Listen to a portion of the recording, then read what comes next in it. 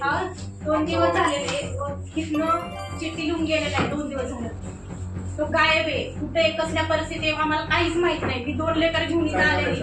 आता आम्ही काय करायचं तुम्ही सांगा.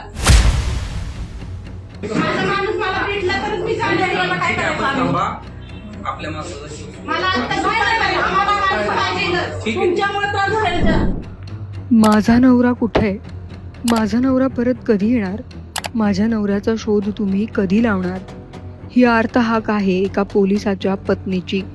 कारण 5 डिसेंबरपासून या महिलेचा पोलीस पती बेपत्ता झालाय. निखिल रणदिवे असं त्यांचं नाव आहे.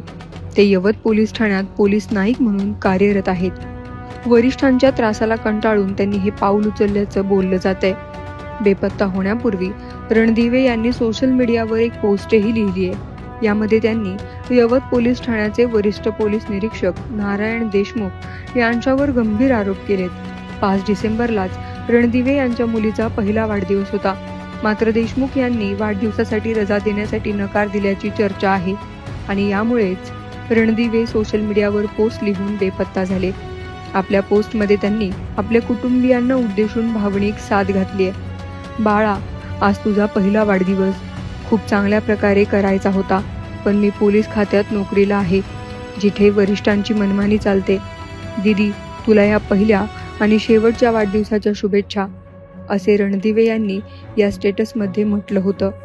या मेसेजनंतर काही वेळातच त्यांनी स्वतःचा फोटो भावपूर्ण श्रद्धांजलीच्या फ्रेममध्ये पोस्ट केला आणि आपला मोबाईल स्विच ऑफ केला. तेव्हापासून त्यांचा कोणताही संपर्क झालेला नाही.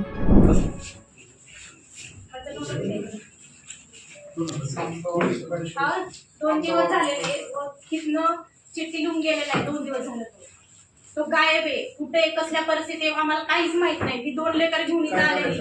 आता आम्ही काय करायचं तुम्ही सांगा.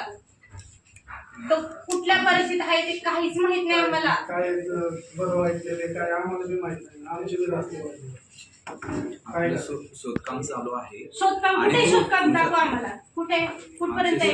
आता कुठं आले सांगा. आमचे सर्व लोक गेलेले आहेत. तुम्ही कुठे गेलेले आहेत? टेन्शन घेऊ नका.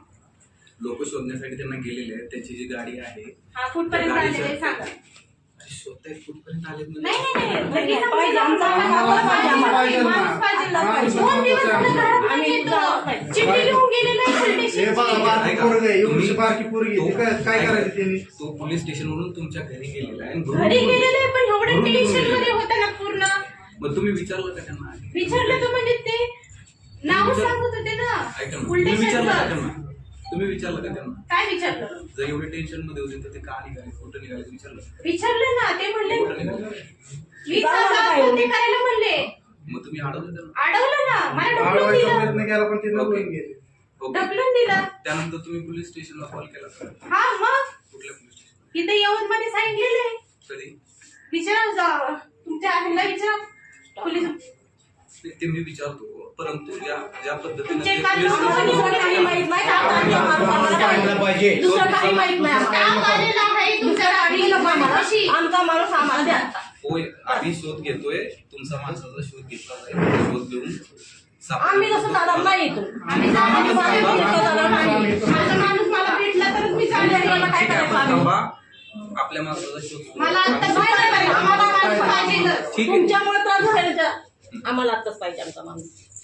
आम्ही तर दुसरीकडे पोलीसही बेपत्ता झालेल्या रणदिवे यांचा शोध घेत आहेत.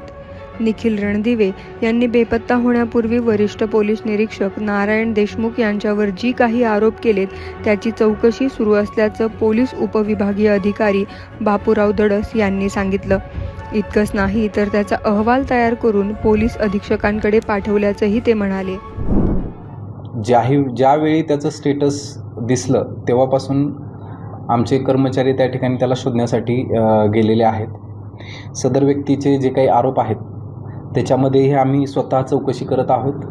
त्यांना कुठल्याही पद्धतीची ड्युटी जी आहे किंवा त्यांना साप्ताहिक सुट्टी दिली गेली नाही दिली गेली याच्याबद्दल आम्ही स्वतः पोलीस स्टेशनचे ड्युटी बटवडा रजिस्टर स्वतः चेक केलेले आहेत. त्यांना रेग्युलरली त्यांच्या साप्ताहिक सुट्ट्या दिल्या जात होत्या. तसेच गेल्या 7 महिन्यापासून त्यांना कुठलाही नवीन गुन्हाही तपासावरती दिलेला नाही आहे.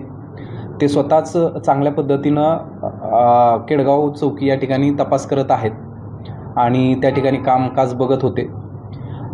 आजपर्यंत कुठल्याही पद्धतीची म्हणजे कालपर्यंत त्यांनी कुठल्याही पद्धतीचं ग्रीव्हन्स हे वरिष्ठ कार्यालयासोबत मांडलेले नव्हते आणि त्यांनी अचानक ते काल स्टेटस टाकून ते मिसिंग झालेले आहेत.